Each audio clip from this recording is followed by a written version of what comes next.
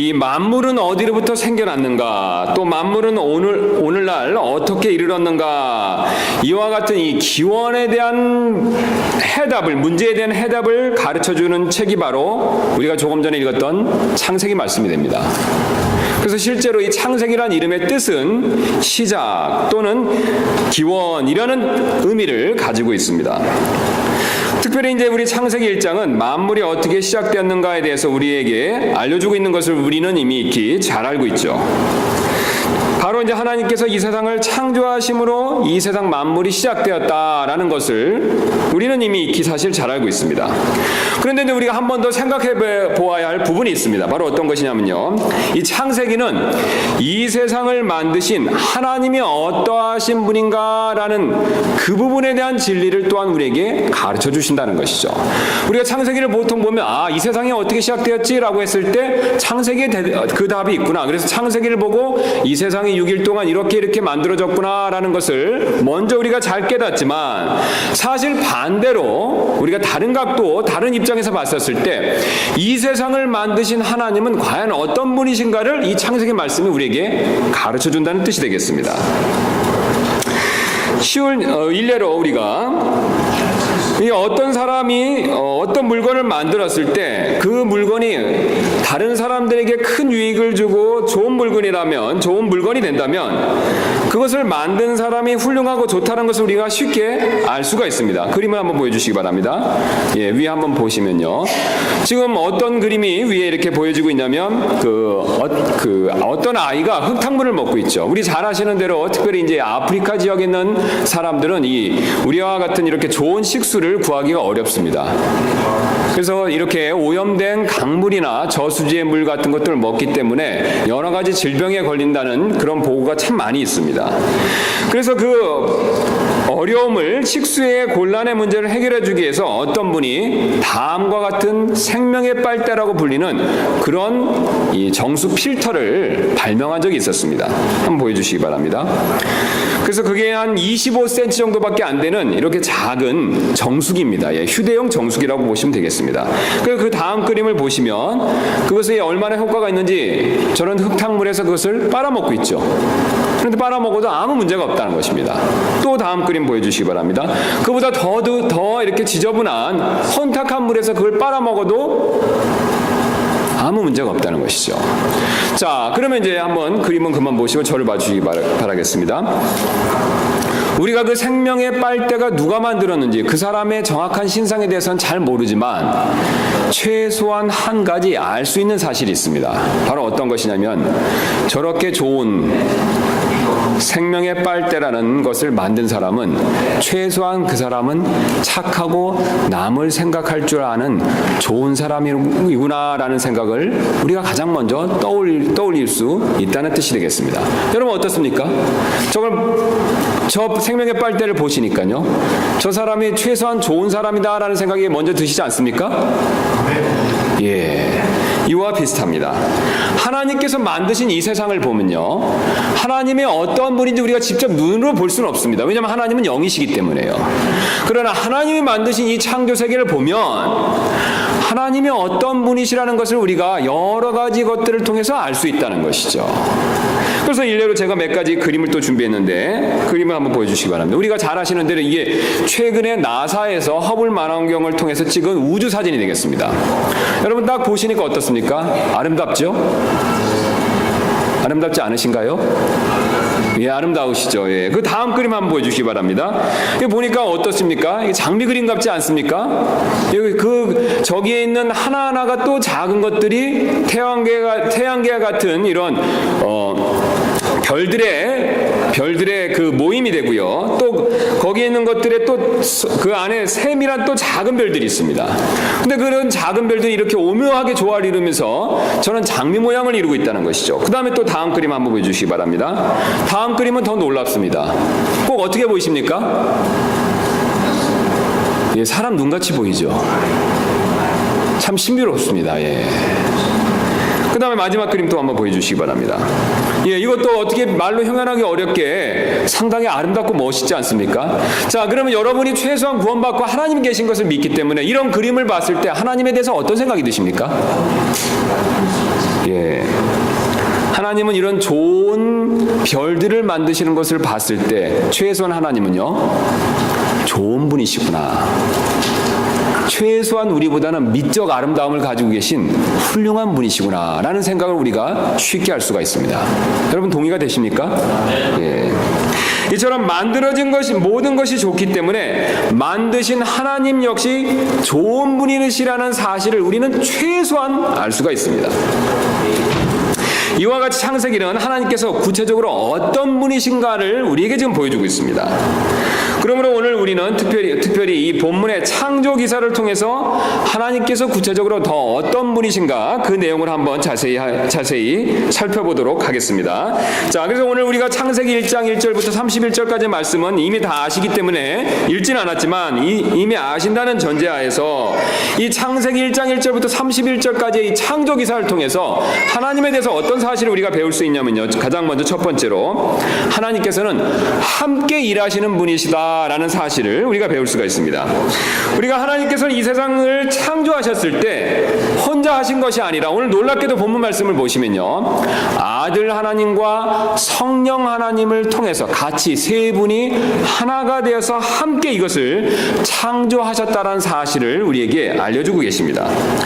특별히 아버지 하나님께서 창조 계획을 세우시고 그 계획에 따라서 아들 하나님이 만드셨다는 사실을 오늘 본문 말씀은 우리에게 분명하게 보여주고 있습니다. 그래서 창세기 1장 26절 말씀 한번 보도록 하겠습니다.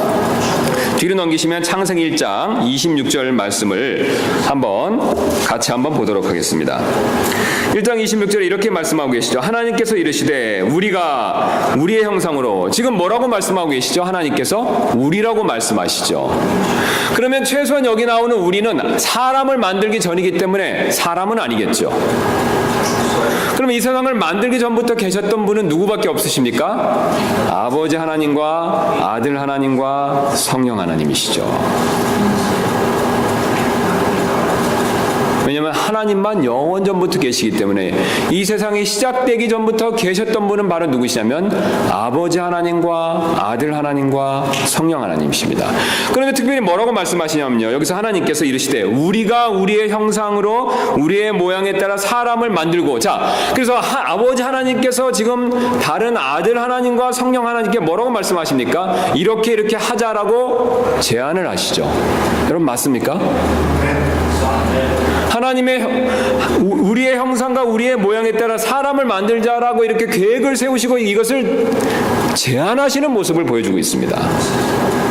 자, 이렇게 아버지 하나님께서 계획을 세우시고 제안하셨을 때 이 계획에 따라서, 제안에 따라서 이 세상 만물을 직접 만드신 분이 바로 누구시냐면 아들 하나님이신 예수님이십니다. 이것을 우리가 확실하게 살펴보기 위해서 제가 성경 구절에 대한 유인물들을 준비했는데 이걸 한번 봐주시기 바라겠습니다. 그래서 하나님께서 이 세상을 창조하신 방법, 이 내용을 한번 살펴보도록 하겠습니다. 그래서 제가 조금 전에 말씀드린 대로 특별히 아버지 하나님께서는 아들 하나님 예수님을 통해서 이 세상을 창조하셨다라는 것을 지금 창세기와 요한복음이 그것을 우리에게 분명하게 보여주고 있습니다. 그래서 우리가 요한복음 1장 1절 먼저 말씀 보시면 처음에 말씀이 계셨고 이 말씀이 하나님과 함께 계셨으며 이 말씀은 하나님이셨더라. 그러니까 이 세상 만물이 시작되기 전부터 누가 계셨습니까? 아버지 하나님과 말씀이신 누구요? 아들 하나님이 계셨죠. 창세기 1장 1절에 나와 있는 내용과 비슷하게 요한복음 1장 1절이 그것을 좀 더 자세히 우리에게 가르쳐주고 있는 것을 우리가 확인해 볼 수가 있습니다. 그래서 우리가 창세기와 요한복음을 이렇게 같이 번갈아 가면서 읽으면 아주 놀라운 사실을 우리에게 보여주고 있죠. 자, 그래서 처음에 하나님께서 하늘과 땅을 창조하시니라 그랬을 때, 처음에 하나님께서 하늘과 땅을 창조하셨을 때 요한복음 1장 2절로 가서 보시면 바로 그분께서 처음에 하나님과 함께 계셨고 모든 것이 그분에 의해 만들어졌으니 만들어진 것 중에 그분 없이 만들어진 것은 하나도 없었더라.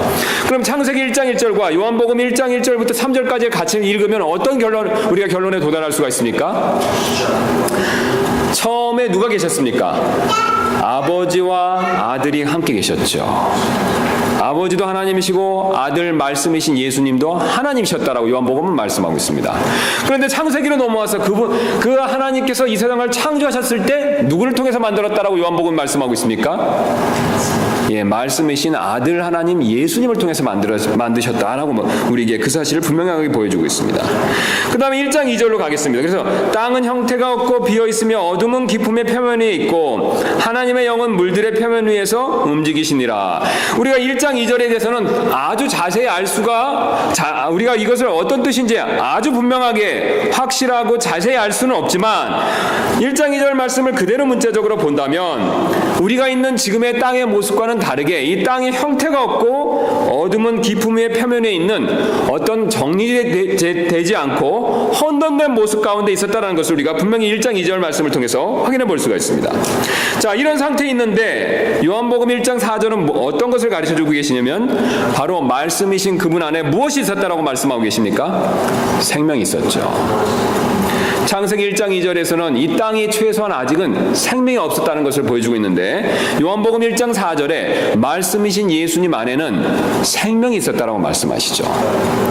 지금 생명을 가지신 아들 예수 그리스도께서 말씀이신 그분께서 자신 안에 있는 생명을 가지고 이제 이 세상에 생명을 주시는 장면을 창세기와 요한복음이 번갈아 보여주고 있습니다. 그래서 1장 3절에 이렇게 말씀하시죠. 하나님께서 이르시되 뭐라고 말씀하셨습니까? 빛이 있으라 하심에 빛이 있고, 이 빛은 세상이 생명을 누릴 수 있는 첫 번째 조건이 됩니다. 여러분 동의가 되시죠? 생명체는 빛이 없이 살 수가 없습니다. 그래서 하나님께서 이 세상에 생명을 풍성하게 주시기 위해서 가장 먼저 무엇을 만드셨습니까? 빛을 만드셨죠.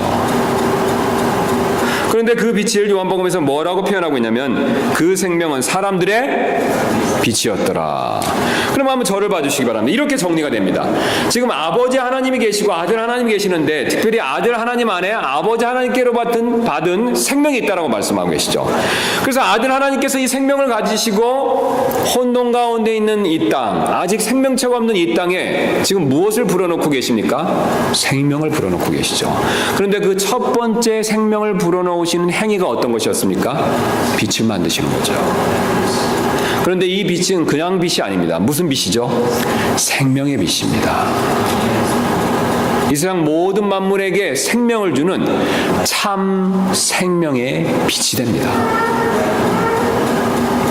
이 놀라운 사실은 사도 요한만 우리에게 가르쳐주는 것이 아니라 그 뒤에 사도 바울이 골로새서와 고린도전서, 게다가 우리가 히브리서는 보통 사도 바울이 썼다라고 믿기 때문에 히브리서 말씀까지 통해서 이 놀라운 사실을 우리에게 계속해서 가르쳐주고 있습니다. 그리고 뒤로 넘겨보시면 이제 골로새서와 고린도전서, 히브리서를 같이 한번 살펴보도록 하겠습니다.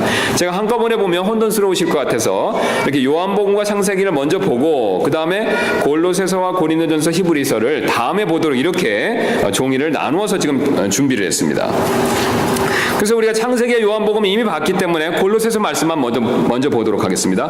그래서 골로새서 1장 17절 말씀을 우리가 요한복음과 창세기 순서에 맞춰서 먼저 우리가 순서를 빠르게 해서 읽으면요, 골로새서 1장 17절에 이렇게 시작하고 있죠. 또 그분은 누구십니까? 예수 그리스도시죠. 예. 예수님께서는 모든 것보다 먼저 계시다라고 말씀하고 계시죠. 그분께서는 모든 것보다 먼저 계십니다. 이 세상에 있는 그 어떤 것보다 먼저 계시다는 것이죠. 여러분, 왜 그분이 먼저 계실 수가 있습니까? 그분은 영원 전부터 계셨던 아들 하나님이시기 때문에 그렇습니다. 그래서 1장 16절은 이렇게 말씀하고 계시죠. 이는 그분에 의해 모든 것이 창조되었기 때문이라. 분명히 그분에 의해 모든 것이 창조되었다라고 말씀하고 계시죠. 하늘에 있는 것들과 땅에 있는 것들, 보이는 것들과 보이지 아니하는 것들, 곧 왕자들이나 통치들이나 정사들이나 권능들이나 모든 것이 그분에 의해 창조되고 그분을 위하여 창조되었노라. 아멘. 여러분, 이 말씀 정말로 믿으십니까? 그리고 구원받은 사람이라면요, 최소한 구원받은 사람이라면 이 사실을 반드시 믿어야 됩니다.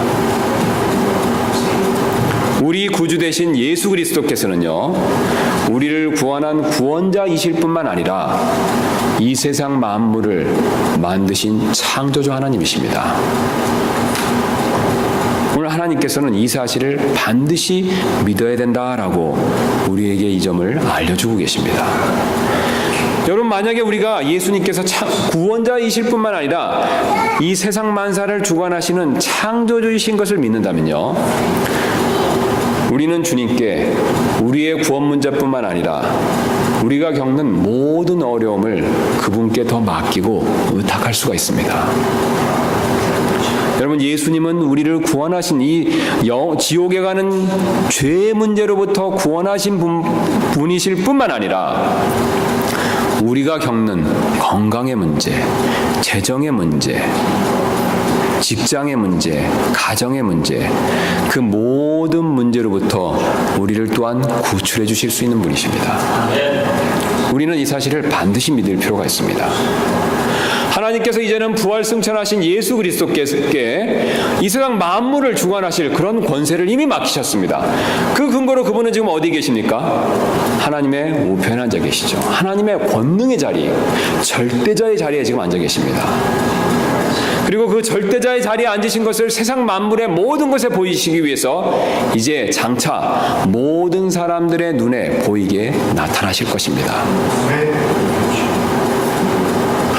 우리 예수님은 구원자이실 뿐만 아니라 그분은 또한 창조주 하나님이십니다. 그 다음에 우리 고린도전서에서도 이 사실을 또한 우리에게 분명하게 보여주고 있습니다. 그래 고린도전서 8장 6절 말씀 한번 같이 보도록 하겠습니다. 우리에게는 오직 한 하나님 곧 아버지가 계시나니 모든 것이 그분에게서 났고 우리도 그분 안에 있노라. 또 한 주 예수 그리스도가 계시나니 모든 것이 그분으로 말미암아 존재하고, 왜 그분으로 말미암아 존재하고 있습니까? 그분이 만드셨기 때문이죠. 그 다음에 더 놀라운 사실을 우리에게 보여주고 계시죠. 우리도 그분으로 말미암아 존재하느니라. 우리도 그분이 만드셨습니다. 그래서 우리도 그분 안에 존재할 수 있습니다. 믿는 자나 믿지 않는 자나, 주님을 사랑하는 자나 주님을 사랑하지 않는 자나, 모든 자가 그분 안에서 지금 존재하고 있습니다. 당연히 믿는 자는 천국에서 그분과 함께 영원을 거할 것이고, 믿지 않는 자는 안타깝지만 주님이 그 생명을 거두시는 그 전까지는 주님이 주시는 생명으로 인해서 이 땅에서 삶을 누리게 된다는 것을 우리에게 지금 하나님께서는 그것을 분명하게 보여주고 계십니다. 그 다음에 또 우리 히브리서 말씀 보도록 하겠습니다. 히브리서 1장 2절. 이 마지막 날들에는 자신의 아들을 통하여 우리에게 말씀하셨으며 그분을 모든 것의 상속자로 정하시고, 그 다음에 뭐라고 말씀하고 계십니까? 또 그분으로 말미암아 세상들을 만드셨느니라. 그러면 3절은 이렇게 이어지고 있습니다. 하나님의 영광의 광채시여. 예수님을 지금 무엇에 비유하고 계십니까? 빛에 비유하고 계시죠. 그래서 그분 자체의 정확한 형상이시며 자신의 권능의 말씀으로 모든 것을 떠받치시는 이 아들께서는 신이 우리의 죄들을 정결하게 하신 뒤에 높은 곳에 계신 존엄하신 분의 오른편에 앉으셨느니라. 아멘. 하나님께서는 이 세상을 만드셨는데 바로 아들 하나님을 통해서 이 세상을 만드셨다는 사실을 우리에게 분명하게 보여주고 있습니다. 우리가 오늘 또 창세기 말씀을 통해서 또 우리가 알 수 있는 두 번째 원리를 한번 계속해서 살펴보도록 하겠습니다. 이 두 번째 원리는 바로 하나님께서는 어떤 원리를 가지고 일하신다는 사실을 우리에게 분명하게 보여주고 계십니다. 하나님께서는 이 세상 일을 마음대로 막 규칙 없이 질서 없이 이렇게 행하시는 분이 아니십니다. 이 세상 자체를 만드셨을 때 일정한 원리와 규칙을 가지고 만드셨다는 것이죠.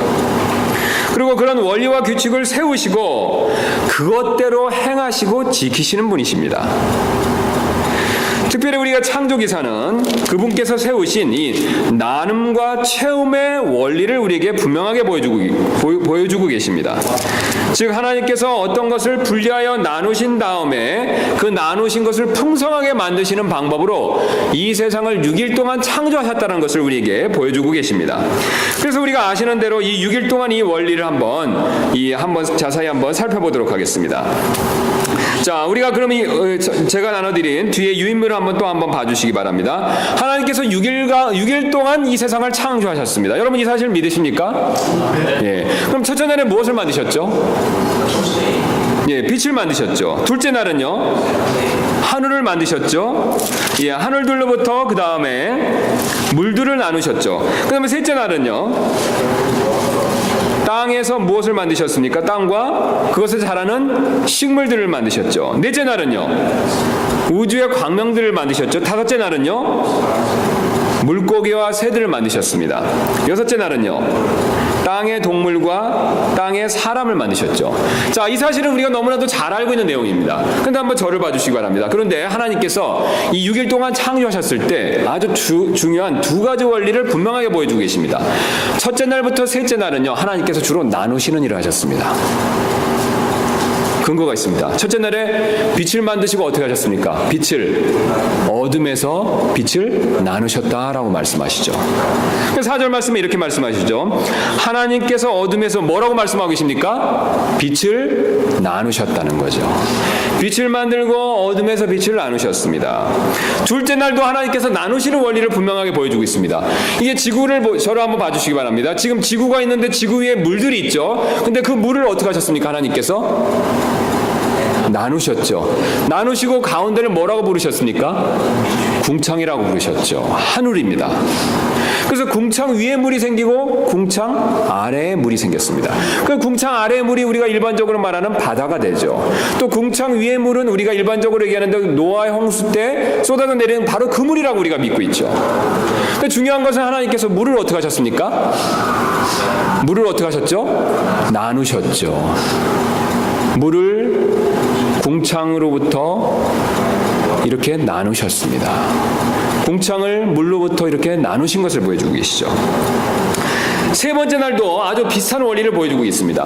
그러면 이렇게 나누어진 궁창과 물 사이로부터 아래의 물들이 바다라고 부르는 것을 한데 모으셔서 육지가 드러나게 하시고 이 물은 바다가 되게 하셨죠.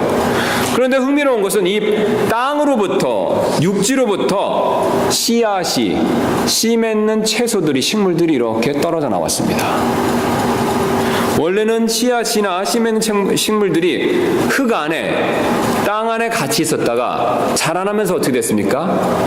흙으로부터 식물이 떨어져 나왔죠. 하나님께서 이것으로부터 나누게 하셨습니다. 이렇게 3일에 걸쳐서 나누게 일을 하신 다음에 하나님께서는 그 다음에 이 나누어진 것들에 채우시는 일을 하십니다. 그래서 첫째 날에 어둠의 빛을 나누시고 그 어둠에 있는 나머지 자리에 무엇을 채우셨습니까? 해와 달과 별들을 채우셨죠. 여러분 맞습니까? 예. 나누신 다음에 그것을 채우셨습니다. 그 다음에 다섯째 날도 둘째 날에 나누신 것을 채우셨죠. 자, 한번 저를 봐주시기 바랍니다. 지금 물을 나누셔서 하늘의 위의 물과 그 다음 궁창이 있고 바다가 있는데 그 빈 공간인 하늘에 무엇을 채우셨습니까? 새들을 채우셨죠. 그 다음에 바다, 이 비어있는 바다에 무엇을 채우셨습니까? 바다 생물들을 채우셨죠. 그럼 이 원리대로가 맞다면요, 우리가 여섯째 날을 모른다고 하더라도 비어있는 땅에는 무엇을 채우셨겠습니까? 그렇죠. 땅에 사는 짐승들과 특별히 사람을 만드셔서 채우고 계시죠. 하나님께서는 지금 분명히 이 세상을 만드실 때 일정한 원리를 가지고 만드신다는 것을 우리에게 보여주고 있습니다. 나누시고 채우십니다. 분명한 원리와 규칙을 가지고 만드시죠. 예. 그래서 1, 2, 3일은 나누시는 방법을 쓰셨고 4, 5, 6일은 채우시는 방법을 썼습니다. 그런데 나누고 채우는 것을 해서 이 세상을 만들었더니 여러분 이 세상을 보니까 어떻게 보이십니까? 보기에 매우 좋았더라. 여러분 이 세상이 참으로 아름다운 가장 기본적이고 기초적인 원리를 하나님께서 오늘 우리에게 가르쳐주고 계십니다. 어떤 원리입니까? 나누시고 채웠더니 보기에 매우 아름다웠더라라고 말씀하신다는 거죠. 여기서 하나님께서 매우 아름다웠다라고 말씀하신 평가는 상당히 중요한 의미를 가지고 있습니다. 사실 하나님이야말로 우리보다 어떤 것을 평가하실 때 높은 수준을 가지고 계신 분입니다. 여러분 이 사실에 동의하십니까? 네, 우리는 웬만한 것에 좋다고 생각하지만 하나님은 우리보다 더 높으신 신이시기 때문에 좋다는 평가 기준이 훨씬 높으시죠. 그런데 그 높은 하나님의 눈에 봤을 때 이 세상은 어떻습니까? 매우 좋았더라라고 말씀하신다는 거죠. 그런데 이렇게 매우 좋을 수 있는 가장 기초적인 원리가 어떤 것이었냐면 나누고 채우는 원리였다는 것이죠. 우리는 오늘 이 창조기사의 두 가지 이 사건을, 이 내용을 통해서 아주 중요한 교훈들을 우리가 발견할 수가 있습니다. 첫 번째는요, 하나님께서도 이렇게 함께 일하시기 때문에 사실 우리도 함께 일하는 것이 중요하다는 사실을 반드시 명심할 필요가 있습니다. 사실 하나님께서는 아버지 하나님 그분 자신이 전능자이시기 때문에 아들 하나님 없이도 이 세상을 모든 것을 홀로 만드실 수가 있었습니다. 여러분 이 사실 믿으시죠? 그런데 누구를 통해서 만드셨습니까? 아들을 통해서요. 아버지와 아들이 함께 일하시는 모습을 보여주고 있습니다. 여러분 한번 잘 생각해 보시기 바랍니다. 전능하신 하나님도 함께 일하십니다. 그렇다면 그 전능하신 하나님에 비해서 턱도 없이 부족한 우리는 어떤 일을 할 때 어떻게 되겠습니까? 함께 일하는 것이 필요하다는 것을 우리는 반드시 이 점을 놓치지 말아야 할 필요가 있습니다. 그래서 우리가 세상 일을 할 때도 함께하는 것이 필요합니다. 여러분이 대부분 다 연세가 많으시기 때문에 이 세상 일들을 많이 해보신 경험들이 있으십니다. 아무리 잘나고 훌륭하고 똑똑한 사람이라고 하더라도 세상 일을 혼자서 해낼 수 있는 사람은 아무도 없습니다. 그가 아무리 훌륭해도요, 대단하다고 하더라도요, 반드시 다른 사람과 함께 일하는 것이 필요합니다. 이 세상은 그런 원리로 움직여지고 있습니다. 여러분 왜 그렇습니까? 하나님이 함께 일하시는 것으로 이 세상을 만드셨고 하나님이 함께 일하시는 원리를 이 세상에 지금 두시고 그 원리대로 이 세상을 이끄시기 때문에 그렇습니다. 그래서 아무리 불신자라고 하더라도요 함께 일하는 것이 필요합니다. 왜냐하면 이 창조 세상은 하나님이 함께 일하시는 원리로 이끌고 계시기 때문에 그렇습니다. 세상일 뿐만 아니라 우리가 가정일도 마찬가지입니다. 우리 가정일도 남편이나 아내가 혼자 일할 수 있습니까? 아니죠. 왜 하나님께서 남자와 여자를 주셨습니까? 함께 둘이 하나가 되라고, 둘이 서로 힘을 모으라고. 가정을 이룰 때 특별히 함께 일하는 것이 필요하기 때문에 두 사람을 두셨죠. 두 사람을 두신 여러 가지 목적 중에 하나가 뭐냐면 함께 일하는 것이기 때문에 사실 우리는 가정에서도 함께 일하는 것이 필요합니다. 사실 부부간의 갈등이 생기는 가장 큰 이유 중에 하나가 뭐냐면 남편이나 아내나 서로 각각의 배우자가 어떤 일을 혼자서만 너무 많이 하게 됐을 때 그것으로부터 생기는 불만으로 인해서 부부간의 갈등이 생길 때가 많이 있습니다. 특별히 자매님들 그러시죠? 예, 끄떡끄떡 하셨습니다. 사실 가정에서도 육아나 집안일을 하거나 여러 가지 일을 할 때 남편과 아내가 함께 일하는 것이 필요합니다. 함께 일하는 것은 부끄러운 것이 아닙니다. 함께 일하는 것은 약하다는 표시가 아니라는 것이죠. 함께 일하는 것은 하나님의 창조의 원리입니다. 이와 동일한 원리가 교회에서도 존재하고 있습니다. 사실 우리의 교회의 머리 되신 분은 누구십니까? 예수님이시죠. 우리는 그 사실을 부정하지 않습니다. 특별히 우리 같이 성경대로 믿는 교회는 그 사실을 신앙 고백의 가장 교회에 있어서 중요한 요소로 보고 있죠. 그런데 예수님의 머리로 계시지만 그 몸 안에 머리 대신 예수님의 그 머리에 각각의 다양한 지체들이 붙어 있습니다. 그럼 그 지체들은 왜 하나님께서 다양하게 이렇게 그 몸에 붙어 있게 하셨습니까? 함께 일하게 하시기 위해서 다양한 지체를 주셨다는 것을 우리는 이미 익히 잘 알고 있습니다. 교회는 목회자 혼자서, 교회는 집사님들에 의해서, 교회는 어떤 재정이 풍부한 형제들에 의해서 그렇게 세워지고 이끌어지는 것이 절대로 아닙니다. 물론 제가 조금 전에 말씀드린 목회자나 집사님이나 재정적으로 헌신하는 분들이 필요한 것은 분명한 사실입니다. 그러나 그런 분들에 의해서만 교회가 세워지고 이끌어지는 것은 절대로 아니라는 뜻입니다. 우리 몸에 다양한 지체가 필요하듯이 교회 안에도 다양한 여러분들의 활동과 협력이 필요하다는 것을 오늘 주님께서는 우리에게 알려주고 계십니다. 세상은 잘나고 똑똑한 사람을 우대합니다. 그러나 교회에서는 모든 사람들이 필요하기 때문에 특별히 내가 세상적으로 어떤 훌륭한 재능과 재주와 세상 사람들이 말하는 잘난 면이 없다고 하더라도 그분이 최소한 구원받고 교회에 더해진 진정한 회원이라면 그분 역시 교회에서 함께 일하는 것이 필요합니다. 하나님은 그것을 원하고 계십니다. 가장 나이가 어린 아이부터 가장 나이가 많이 드신 성도님들까지 사실 교회에 있는 모든 회원들은 모든 분들은 함께 일하는 것이 필요합니다. 왜냐하면 주님께서 그런 원리로 교회 가운데서 역사하시기 때문에 그렇습니다. 이렇게 함께 일했을 때 하나님께서는 오늘 말씀하신 것처럼 보시기에 좋았다라는 그런 평가를 내리신다는 것을 우리가 꼭 명심할 필요가 있습니다. 그 다음에 두 번째 얻을 수 있는 교훈은 하나님께서는 이 세상의 일에 원리를 세워두시고 그 원리대로 일이 진행되게 하신다는 사실을 분명하게 기억할 필요가 있습니다. 하나님은 무질서한 분이 아니십니다. 하나님은 질서를 세우시고 그 질서대로 일하시고 그 질서대로 이끄시는 분이시라는 사실을 우리에게 분명하게 가르쳐주고 계십니다. 특별히 나눔과 체험의 원리대로 해서 복을 받는 것이 필요하다라는 사실을 우리에게 말씀해주고 계십니다. 아주 쉬운 예로 제가 그림 하나를 또 준비했습니다. 잠깐 보여주시기 바랍니다. 위에 그림을 한번 봐주시기 바랍니다. 이게 일본에 지난번에 1990년대 초에 있었던 쓰나미에 피해를 입었던 지역에 대한 사진입니다. 맨 왼쪽에 있는 보시는 대로 맨 왼쪽에 있는 사진이 그 당시 쓰나미를 해일을 입었을 때 모습입니다. 여러분 보시니까 어떻습니까? 자동차며 집이며 땅이며 이 모든 것이 형태가 없이 혼돈되어 있지 않습니까? 여러분 맞죠?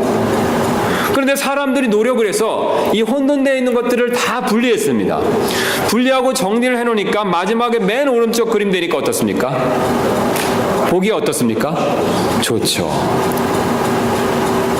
물과 쓰레기들을 다 분리해서 정리하고 나니까 뭔가를 채울 수 있는 땅이 생겼습니다. 그 땅에 사람들이 무엇을 심었습니까? 다시 씨앗들을 심었죠. 또 하나님께서 비를 내려주시고 복을 내려주셔서 다시 생물들이 사는 모습을 보여주고 있습니다.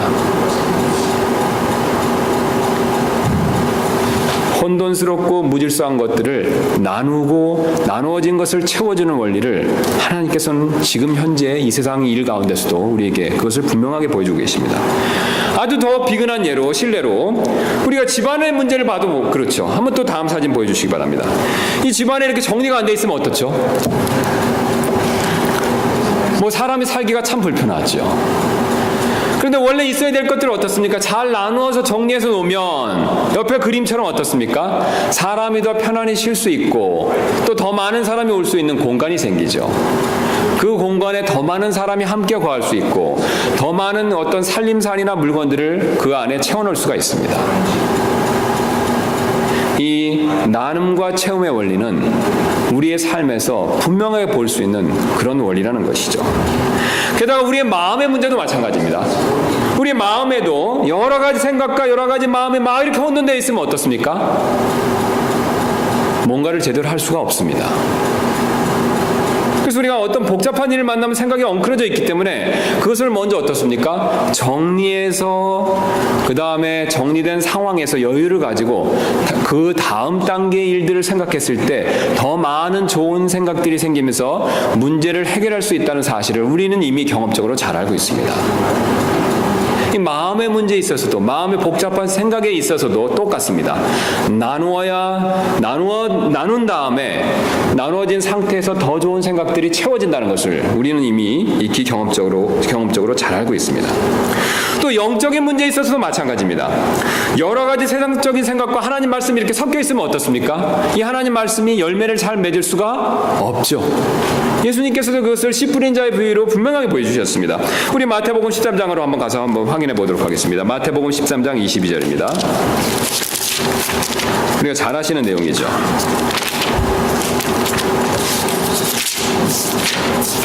예수님께서 이제 사람의 마음밭을 마음을 땅의 밭에 비유하시면서 여러 종류의 마음 상태를 여러 종류의 밭으로 이렇게 비유해서 말씀하시죠. 13장 22절 말씀 보니까 이렇게 말씀하십니다. 가시나무들 사이에 씨를 받은 자 또한 말씀을 듣되, 그 다음에 구절을 유심히 보실 필요가 있습니다. 이 세상의 염려와 재물의 속임수가 말씀을 숨막히게 함으로 열매 맺지 못하는 자니라. 자, 지금 밭을 마음에 비유해서 말씀하시는데요. 마음을 밭으로 비유해서 말씀하시는데, 이 밭에 가시가 많이 있으면, 가시나무들이 많이 있으면 우리가 상식적으로 생각했을 때 그 씨앗이 열매를 맺지 못한다는 것을 우리가 이미 익히 잘 알고 있습니다. 그런데 이 가시나무를 예수님께서 뭐에 비유해서 말씀하셨냐면요. 바로 이 세상의 염려와 재물의 속임수라 이렇게 말씀하고 계시죠.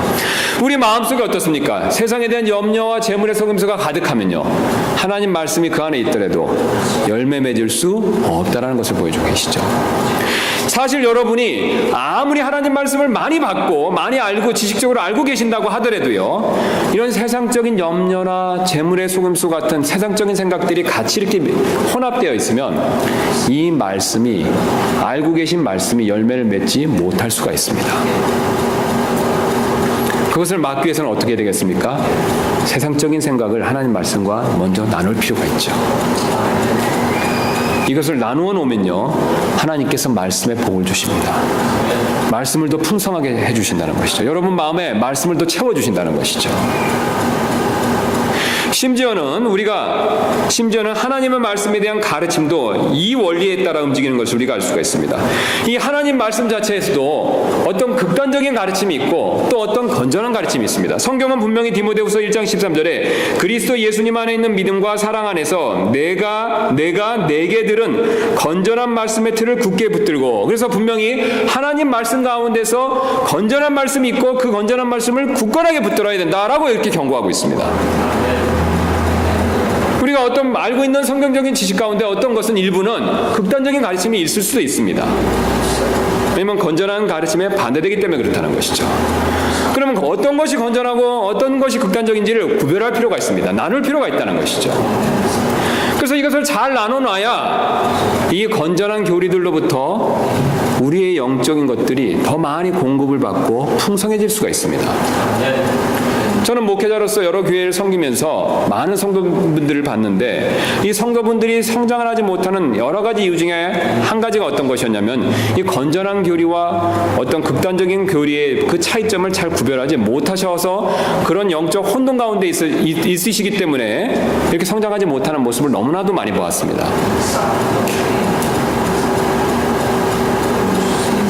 사실 우리가 어떤 것이 건전하고 어떤 것이 극단적인 것인지를 나누어서 잘 살펴볼 필요가 있습니다.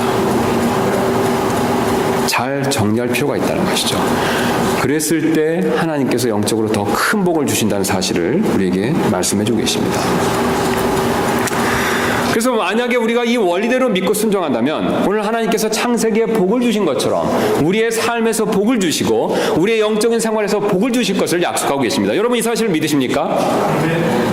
하나님께서 창세기에서는 이런 원리로 하시고 우리의 삶과 우리의 영적인 문제에서는 다른 원리로 하신다라고 그렇게 말씀하고 계시지 않습니다.